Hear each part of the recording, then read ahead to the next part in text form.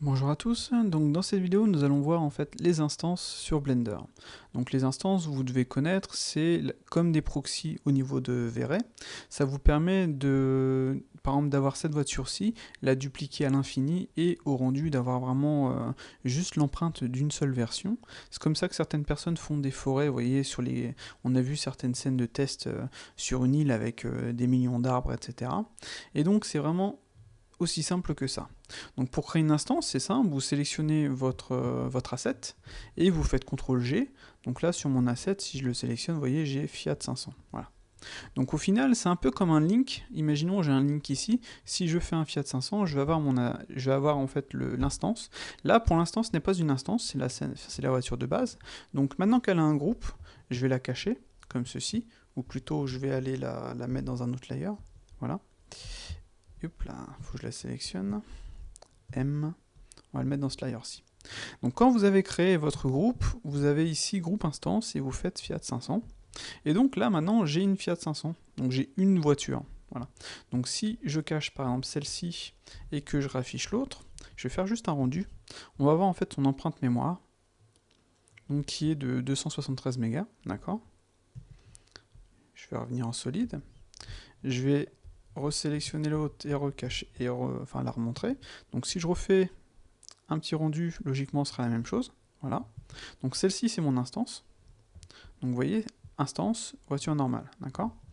Et donc, comme je disais précédemment, l'instance permet de, si on la duplique, on va la dupliquer comme ça, Shift D, clac. Donc vous pouvez vraiment la dupliquer autant que vous voulez. Donc là on va juste laisser comme ça, ça ne sert à rien d'aller plus loin. Je vais désélectionner, je vais relancer mon rendu. Et vous allez voir que même si j'ai toutes ces bagnoles là, eh bien l'empreinte mémoire est la même. Voilà. Et donc l'instance nous permet de faire ça, d'avoir une scène avec les mêmes objets X fois, et de pouvoir en fait faire un rendu, et ce rendu n'utilisera en fait qu'un seul de ces objets, et donc on pourra faire des scènes ultra complexes avec des assets de tous les sens, etc. etc. Donc ça, c'est une partie des instances, mais ce n'est pas la partie totale des instances, et vous allez voir, c'est vraiment ultra pratique, et bizarrement, ce n'est vraiment pas utilisé sur Blender. Je vois rarement des personnes l'utiliser, mais c'est vraiment bien, vous allez voir. Donc, comme on l'a vu précédemment, pour créer une instance, c'est super simple, on fait CTRL-G, on a donc un groupe, on le nomme, on va l'appeler cube, voilà. Donc à partir de là, celui-ci, je vais le cacher, je vais faire M, je vais le mettre dans un autre layer. Si je fais Shift A, maintenant, vous voyez, j'ai mon instance, groupe instance, cube. Voilà. Donc maintenant, vous voyez, j'ai un cube, je peux le déplacer, je peux faire un scale, je peux faire une rotation, etc. Je peux le dupliquer tel quel, et je n'ai pas besoin de faire Alt D, c'est juste une duplication de base, et je peux le dupliquer à l'infini, etc., etc. Donc comme on peut le voir, c'est ultra simple à créer une instance. Maintenant, les instances, ça ne se résume pas qu'à ça. Vous voyez, là, j'ai un groupe, enfin j'ai une instance d'un simple cube, donc je vais juste le cacher. Je vais créer un cylindre, comme ceci. Je vais rafficher l'autre. Le cylindre, je vais le déplacer là où je voudrais, par exemple, comme ceci. Je peux faire une valeur, enfin je peux faire une petite modif, voilà. Et donc, ce que je vais faire, c'est que je vais l'ajouter au groupe cube, voilà. Et maintenant, si je reviens, je vais juste l'afficher, si je reviens sur mon précédent, comment dire, ma précédente vue, je vais mettre mon cylindre dans l'autre truc, eh bien, j'ai une instance, comme ceci, avec le cube, plus mon cylindre. Voilà. Alors que si je clique ici, là, c'est l'objet cube, et là, c'est l'objet cylindre. Donc, comme ils font partie d'un même groupe, donc le groupe cube, eh bien, à partir de maintenant, ce sont en fait comment dire, comme un groupe, et donc ce groupe est représenté par cette instance. Et donc si je vais ajouter autre chose, genre une sphère, que je vais placer ici, pouf, clac, voilà, je l'ajoute encore une fois à ce groupe, voilà, celle-ci doit être logiquement bien placée, ouais, nickel, et je retourne sur le layer 1, vous voyez, maintenant j'ai mon instance qui a été modifiée. Et donc cette instance-ci a en fait ces trois éléments dedans. Donc ça c'est plutôt cool.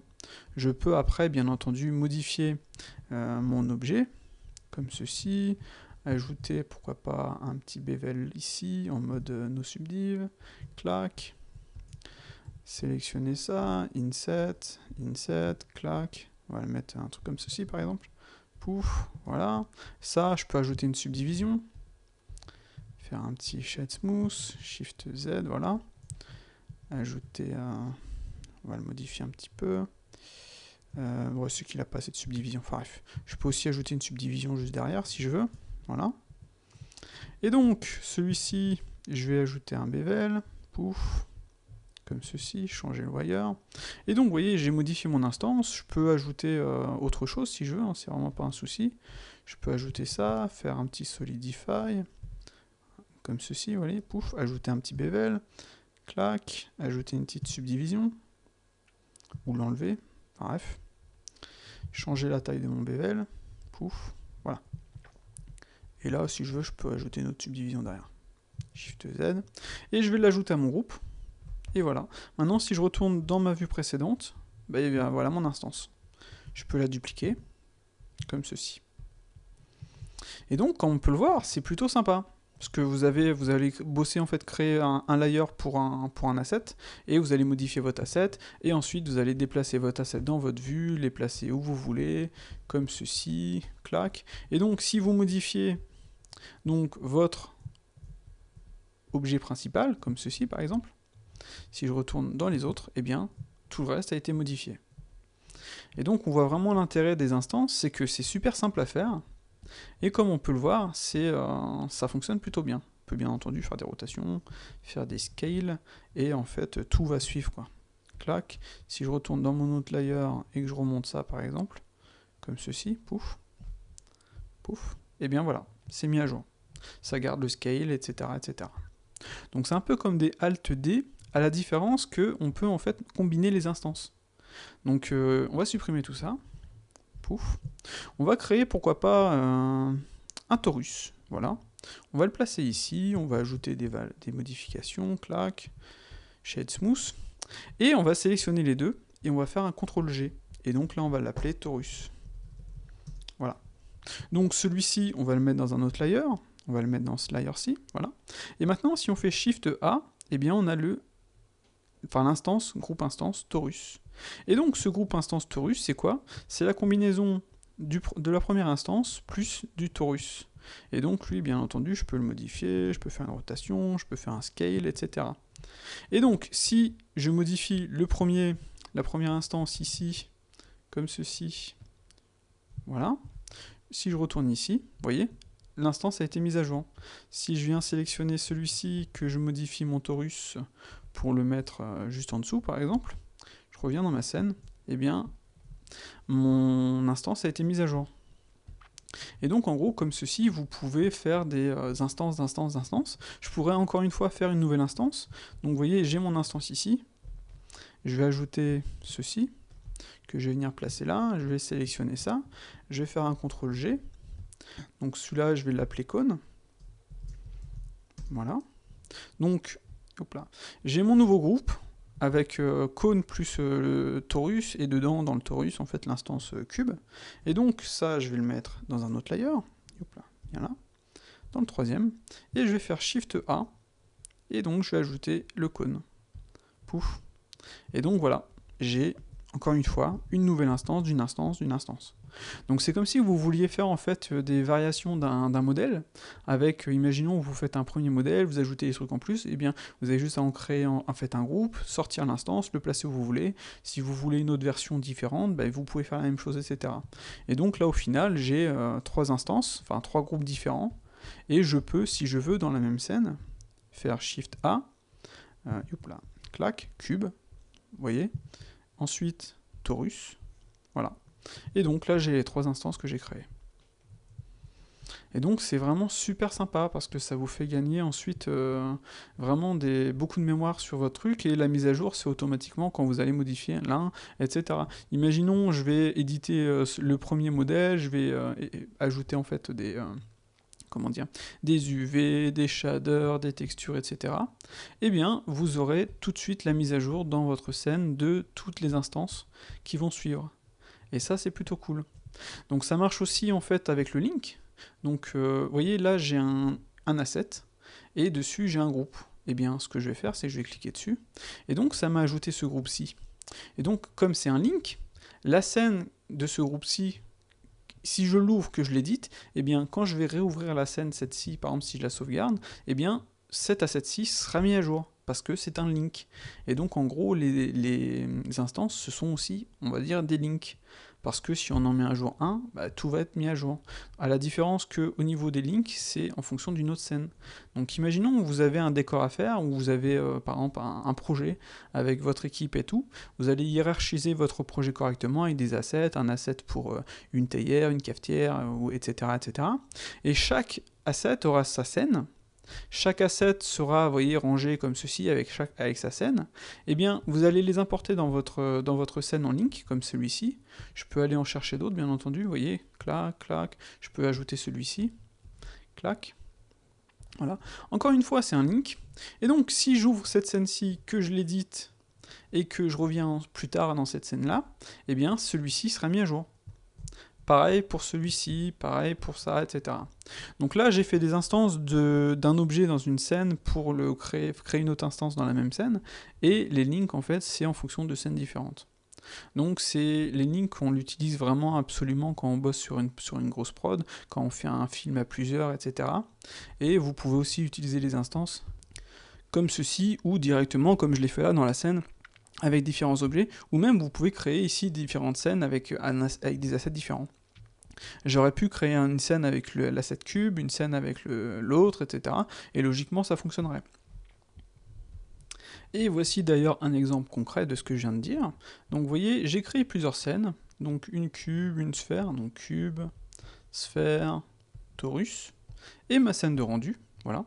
Et donc dans ma scène de rendu, si je fais Shift A, je peux aller chercher en instance les différents groupes que j'ai créés. J'ai du mal à le déplacer celui-là. Shift A. Et donc ensuite mon torus. Voilà. Et donc c'est plutôt sympa. Donc comme ceci, vous pouvez vous amuser à créer différentes scènes pour différents assets, histoire de pas comment dire, de ne pas les foutre pareil dans les layers comme j'ai fait précédemment. Et ainsi d'avoir une scène vraiment clean, vraiment propre. Ici vous pouvez mettre juste current scène. Comme ça vous allez voir en fait les différents assets. Si je vais dans All Scene, je vais pouvoir voir les différents assets en fonction des scènes. Vous voyez, clac, et clac. Et donc c'est plutôt sympa, on peut aussi afficher les groupes. Donc là j'ai 3 groupes. Et on va faire current scène. Et donc, comme on peut le voir, ça permet de hiérarchiser une scène super simplement. Donc on voit tout de suite l'intérêt en fait de cette partie-ci que personne n'utilise. Moi non plus, le premier c'est pas bien, mais on voit tout de suite l'intérêt et je pense que je vais un peu plus l'utiliser maintenant parce qu'au final c'est vrai que c'est vraiment pratique quoi. Et donc vous voyez j'ai une scène de rendu et je vais créer des scènes pour les assets différents, etc. etc., etc. quoi. Et comme le truc tout est connecté et qu'on peut venir tout chercher ici, c'est plutôt sympa. Je peux aussi par exemple créer une nouvelle scène, je vais faire copy setting, là je vais aller chercher par exemple le groupe cube et le groupe sphère, je vais juste déplacer ma sphère ici comme ceci, et je vais créer un nouveau groupe, voilà, donc là ce sera, on va l'appeler Toto, voilà, puis cette scène-ci on va l'appeler Toto, voilà. Et donc je vais aller dans ma scène de rendu, et bien maintenant tout ce que j'ai à faire c'est aller chercher Toto. Toto. Et donc voilà. Donc vous voyez tout de suite l'intérêt du truc, c'est vraiment terrible et c'est vraiment puissant. Et vous pouvez créer des assets, etc. Et au rendu, eh bien, il y aura juste, là, j'ai beau avoir 3 sphères, il y en aura une seule qui sera utilisée. J'ai beau avoir 2 cubes, il y en aura un seul qui sera utilisé au niveau de la mémoire. Et ça, c'est plutôt bien. S'il y a une chose appréciable sur V-Ray, ce sont ses proxys. Alors qu'est-ce qu'un proxy? Eh bien un proxy c'est une instance, à la différence que l'objet visualisé pourra être ce que vous voulez, ou alors une version low-def de votre modèle. Donc on va faire un truc tout con, je vais aller dans les inserts, je vais garder ce cube là, je vais aller chercher un asset, voilà, comme ceci. Je vais avoir mon cube ici, donc je vais créer un cube on va dire, je vais venir déplacer tout ça, faire un petit scale, voilà. Ça, je vais faire Alt X, align to Z0, et donc là, vous voyez, j'ai un cube. Donc ma caisse, je voulais en faire en fait comment dire, un asset, donc j'ai ajouté un cube case 001, je vais simplement sélectionner ce cube-là et l'ajouter à case 001. Voilà. Donc ce cube-là, ce que je vais faire, c'est que je vais le décocher au rendu, et la caisse, tout ce qui est à l'intérieur de la caisse, je vais les décocher dans le viewport. Voilà. Comme ça, si ce cube-là, je le mets en mode wire, je n'aurai que ça. D'accord ? Si vous voulez être sûr et certain que le cube ne soit pas visible au rendu, vous avez les cycles settings et vous pouvez les désactiver. Maintenant, ce que je vais faire, c'est que je vais créer une nouvelle scène. Voilà, je vais l'appeler rendu, juste pour vous montrer. Je vais mettre current scène. Clac. Un truc qui est à savoir, c'est que quand on fait all scène, on peut passer d'une scène à l'autre. Vous voyez, ici on a rendu, clac, je peux aller sur scène, rendu, scène, voilà. Donc, on a rendu, on va faire Shift A, on va faire groupe instance, on va faire case 01. Et donc là, comme vous voyez, on a directement notre cube uniquement, et non pas l'objet qui était avec. Donc, on peut dupliquer ça, ça va être beaucoup plus facile de dupliquer ça à un max. Donc imaginez, vous avez en fait des arbres, des trucs comme ça, quelque chose de vraiment lourd, et donc vous avez un petit viewport, et bien en faisant comme ceci, vous allez pouvoir en ajouter franchement autant que vous voulez. C'est carrément léger dans le viewport, hein, ce sont de simples cubes au final. Voilà, on va rester là-dessus, ça sert à rien d'aller plus loin. Et donc on a bien nos instances, ce ne sont que des cubes, donc c'est tout con, c'est vraiment tout simple. Il y a juste une petite limitation, c'est que en fait cela ne va fonctionner que sur du rendu normal, c'est-à-dire sur ce rendu-là. Si on fait un rendu viewport, donc là je n'ai rien, c'est normal, je vais ajouter simplement un environnement, pouf, environnement texture, je vais aller chercher une map HDRI, clac. Et donc je disais, si on lance le rendu viewport, vous allez avoir ça, vous n'allez rien avoir. Je vais juste aller faire film transparent, voilà. Et si vous voulez que ça fonctionne, il faut dans ce cas-là ajouter une caméra, placer la caméra où vous voulez, on va aller en mode dans la caméra comme ceci, voilà. Et donc, lancer un rendu. Et à partir de là, vous n'allez avoir en fait que les éléments qui seront visibles au rendu, et non pas le cube. Et comme ce sont des instances, vous n'allez avoir en fait que en mémoire, vous voyez, mémoire sans émo, vous n'allez avoir qu'un objet qui sera pris en mémoire, et donc vous pourrez ajouter autant d'objets que vous voulez dans votre scène, tout en ayant seulement l'empreinte mémoire d'un seul objet. Et donc comme on peut le voir là, et en plus le rendu est super rapide. Donc c'était une petite technique de Sioux pour pouvoir créer des proxys, donc on appelle ça un proxy. Et en fonction de ce que vous allez faire, ça va être plus ou moins utile. Donc pour moi, c'est vraiment utile quand on a des objets super denses et qu'on veut vraiment les voir dans notre, les avoir dans notre scène 3D sans être bloqué par rapport à notre PC, si on a un petit PC, etc. Vous pouvez aussi vous faire du low poly de votre mesh, comme ça vous allez pouvoir voir votre mesh, et ça c'est pratique, parce que là on a mis un cube, donc on ne sait pas dans quel sens il est, donc si votre mesh a un sens, etc., vous faites un low poly, et vous utilisez ce low poly comme proxy, et donc vous pourrez le placer correctement, quoi. Donc là on voit vraiment l'intérêt de la technique, et ça fonctionne franchement plutôt bien. Une chose que vous verrez avec les instances, c'est qu'on n'a pas d'onglet modifieur, donc au final on ne peut pas faire d'arrêt, et on va être obligé de le faire à la main, Shift R, comme ça, voilà. Et ça, c'est pas forcément super. Donc il y a une petite technique de Sioux qui est plutôt sympa et qui fonctionne plutôt bien. Donc n'oubliez pas que c'est une instance, donc on peut en avoir des centaines, donc c'est pas vraiment pas un problème. Donc ici on a un plan, un simple plan, comme ceci. Je lui ai mis un arrêt, voilà, je vais diminuer le nombre, comme cela, pouf, je vais changer l'offset, et voilà. Donc on a notre arrêt, et si on veut lui ajouter en fait l'instance, je vais juste déplacer cette instance-ci, et je vais sélectionner mon plan, et ici vous voyez j'ai l'onglet duplication, et si je mets groupe, vous voyez je vais avoir mon instance sur mon objet. Par contre le souci, c'est comme on peut le voir, c'est que ça ne fonctionne pas avec un arrêt, donc il ne faut pas utiliser ça, en fait il faut utiliser un face. Donc je vais remettre un 1, pouf, voilà. Mais ça ne fait rien, donc dans ce cas là ce qu'il faut c'est venir parenter l'objet à notre face. Donc lui, je vais faire Alt G, et je vais le sélectionner, je vais le parenter directement comme ceci, voilà. Et donc à partir de là, comme on peut le voir, ça fonctionne. Et je peux sélectionner mon plan, ajouter mon arrêt, modifier, changer la valeur de mon offset, etc. Donc ça marche, ça c'est plutôt cool. Par contre, il y a un truc, c'est que on a deux objets l'un sur l'autre ici.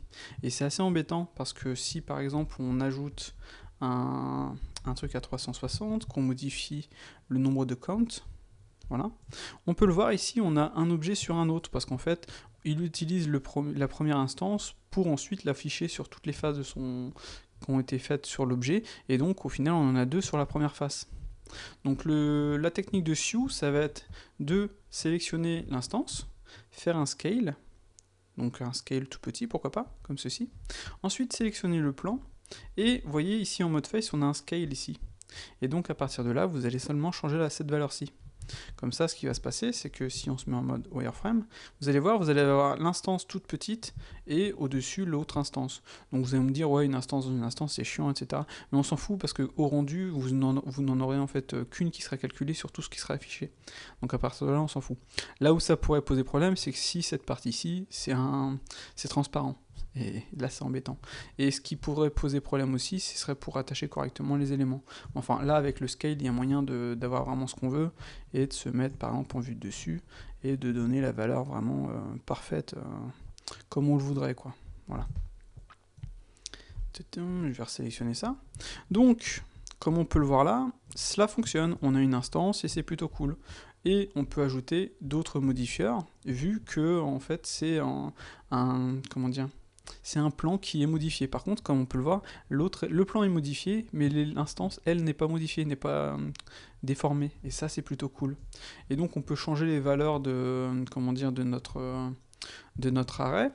Donc, on est là, on va aller dans l'offset, on va mettre 1, et ça va nous donner ça. Voilà. Avec S, on va changer le nombre de count, comme ceci. Et là, vous voyez, très rapidement, on peut s'amuser à faire un truc comme ça. Alors, s'il y a une autre chose qui est plutôt sympa aussi, c'est que l'élément qui sert de, comment dire, de bones, enfin de support à notre instance, ne sera pas visible au rendu. Si j'en sais rendu, eh bien vous voyez, l'élément n'est pas visible. Il n'y a que l'instance qui, elle, est visible. Et ça, c'est franchement plutôt sympa. Donc comme ça, quand vous allez faire votre rendu, vous n'aurez que votre instance. Voilà.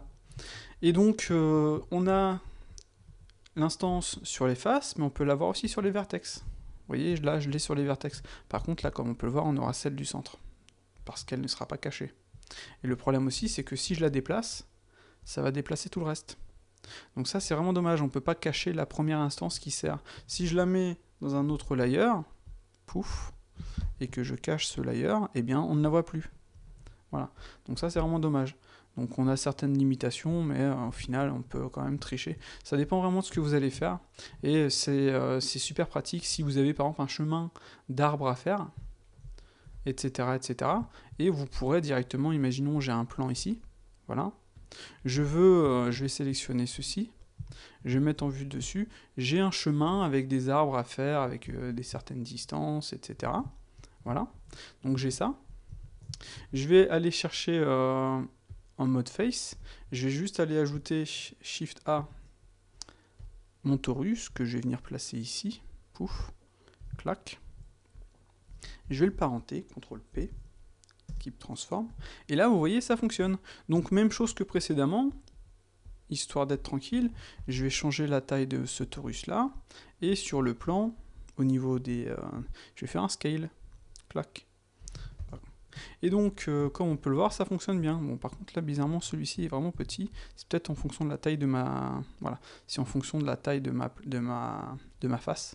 Donc, si, comment dire, je veux des éléments plus grands que les autres, eh bien, dans ce cas-là, j'ai juste à les déplacer, vous voyez, comme ceci, quoi. Là, si j'en veux un plus petit, je vais me mettre en vue de dessus. Donc, clac, clac, là, je vais en avoir un petit, je vais en avoir un grand, je vais en avoir deux petits, un grand, etc. Donc ça, c'est plutôt sympa. Donc ça dépend vraiment de ce que vous voulez faire. Après, il y a une autre chose, c'est que je vais dupliquer ça, Shift D, hop, je vais faire un P, sélection. Donc là, maintenant, c'est juste des vertex, comme ceci, vous voyez, pouf. Je vais mettre l'origine au centre, même si on va mettre l'origine là, Shift S, origine to sélection. On va rajouter un autre instance torus qu'on va venir placer ici, voilà, clac. On va le parenter, CTRL P, Keep Transform. Celui-ci, on va le mettre, est-ce que je l'ai bien fait le parentage? Ouais. On va le mettre en mode vertex, et là, comme on peut le voir, on l'a mis sur des vertex. Donc, même chose, je vais pouvoir changer la taille de celui-ci, histoire qu'il n'y en ait qu'un seul. Pouf. Et je vais logiquement, hop, reviens là, toi, pouvoir sélectionner celui-ci. Et non, sur les vertex, on peut pas. Tiens, bah tiens, j'avais pas vu le souci. Là, vous voyez, on a bien un objet sur un autre. Et sur le vertex, on peut pas changer la taille de notre objet. Et ça, c'est vraiment dommage. Donc, on va le placer correctement. Pouf. Donc après, vous pouvez mettre cet élément-ci hors champ, si vous voulez, ou pas, quoi. Mais voilà. Donc, sur le vertex, ça nous donne ceci. Et si on édite notre objet, on va se mettre en vue de dessus. Comme ceci, vous voyez, je vais pouvoir, en fait... ajouter des éléments où je veux. Imaginons ce sont des vis que vous voulez ajouter, vous allez pouvoir les mettre vraiment où vous voulez, quoi. Après, il y a une option rotation, on va voir ce que ça va nous donner. Donc ça, on a ça, pouf, pouf, voilà. On va faire ça, on va mettre rotation, et là vous voyez on a une petite rotation, je pense en fonction de la normale. C'est pas forcément parfait, mais voilà ce que ça nous donne. Donc on a vraiment plusieurs possibilités et c'est plutôt sympa. Et encore une fois, si je fais un rendu, vous voyez, je n'ai pas les éléments de support qui sont affichés dans le rendu. Et ça, c'est plutôt cool, quoi. Et là, je peux directement changer mon arrêt comme ceci. Pouf. Et changer le... comment dire, l'offset. Voilà. Donc voilà pour les instances. Après, vous pouvez bien entendu faire des instances avec des objets vraiment plus complexes et vraiment faire des choses plutôt sympas. Donc j'ai d'autres assets, vous pouvez faire des instances avec ces éléments-ci, vous pouvez aussi en faire avec divers éléments comme ça par exemple. Et ça fonctionne bien. Et comme ce sont des instances, en poids, c'est comme si j'en avais un seul, et si je lance mon rendu, eh bien, en poids, ça change rien, quoi. Donc là, vous voyez, je suis à 115, et hop là, zoom, clac. Et si je cache tout, donc pouf, pouf, on va garder celui-ci, on va mettre, au niveau de l'arrêt, on va en mettre 1, pouf. D'ailleurs, il aime pas quand il n'y en a qu'un. Ah oui, je suis en... c'est normal. Hop, je vais cacher celui-ci, et je vais même supprimer l'arrêt. Pouf, voilà. Et donc là, si je fais mon rendu, logiquement, je serai à 115 aussi. Vous voyez, 115. Donc, qu'on en ait 1 ou 500, ça ne change rien. Et les instances, c'est plutôt pratique parce que ça vous permet de faire vraiment des scènes super complexes, etc., avec la dose d'objets. Donc un peu comme le couloir que j'ai fait. Et au final, vous voyez, si je sélectionne, ce sont des instances. Voilà. Pas celle-ci. Là, j'ai un couloir. Par contre, là, c'est une instance de sol. Voilà. J'aurais pu faire un arrêt sur celui-ci. Donc là, par exemple, ce sont des instances aussi. Vous voyez ? Et donc ça me permet d'avoir une scène beaucoup plus légère, et si je fais un rendu, eh bien je n'aurai qu'une instance qui sera prise. Et si j'ai par exemple une instance dans une instance dans une instance, eh bien vous voyez, j'aurais vraiment gagné beaucoup de mémoire. Et donc au rendu, ce serait plutôt sympa. Donc voilà, donc je vous encourage à utiliser les instances, je vous encourage à utiliser les scènes, là c'est plutôt pratique. Vous avez aussi la possibilité d'utiliser le link, parce qu'au final le link c'est la même chose, hein. Si je fais plus, copy settings, voilà, là vous voyez je fais link, je clique sur aération 001, voilà, et là c'est quoi? Eh bien bah, c'est une instance, au final. Tant que je ne fais pas proxy objet, make proxy, bien c'est une instance. Je peux, si je veux par la suite ajouter un plan, clac, mettre mon objet, je vais le placer par exemple ici. Bon, c'est pas forcément le type d'objet, mais vous voyez ce que je veux dire. Je vais le mettre dans mon plan, ça y est, c'est fait. Voilà. Lui, je vais y foutre très rapidement une duplication en face, je vais jouer sur le scale. Donc je vais sélectionner celui-ci que je vais mettre vraiment tout petit. Clac. Et par contre, sur celui-ci, je vais augmenter le scale. Clac. Par contre, il faudrait que je bouge un petit peu le pivot là sur l'objet, n'était pas forcément bien placé. Je vais juste déplacer un petit poil. Ouais, malheureusement, vous voyez, le pivot de celui-ci est fait pour être ici. Il aurait fallu que je le mette là. Enfin bref, on s'en fout. Et donc, je peux par la suite ajouter un arrêt. Clac. Vous voyez, pouf. Donc un arrêt et avec un petit décalage comme ceci. Pouf. S, pouf, voilà. Shift Y. Voilà. Et donc là, au rendu, je vais avoir par exemple ajouté autant d'objets que je veux. Et c'est plutôt sympa que je veux. Que Johnny. Enfin bref. Et donc au rendu, j'en aurai un seul qui sera affiché et ce sera bien. Par contre, comme on l'a vu là, cet objet n'est pas fait pour être comment dire, cet objet est fait pour faire du boolean, donc le pivot est vraiment mal placé. Mais sinon, vous voyez le principe et vous voyez vraiment, je pense, l'intérêt de tout ça.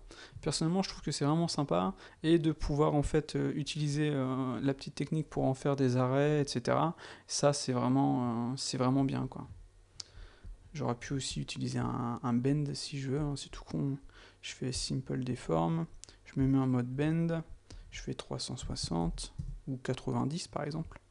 Si vous voulez faire un couloir avec des éléments qui tournent comme ça, et après j'ai juste à jouer sur le petite erreur.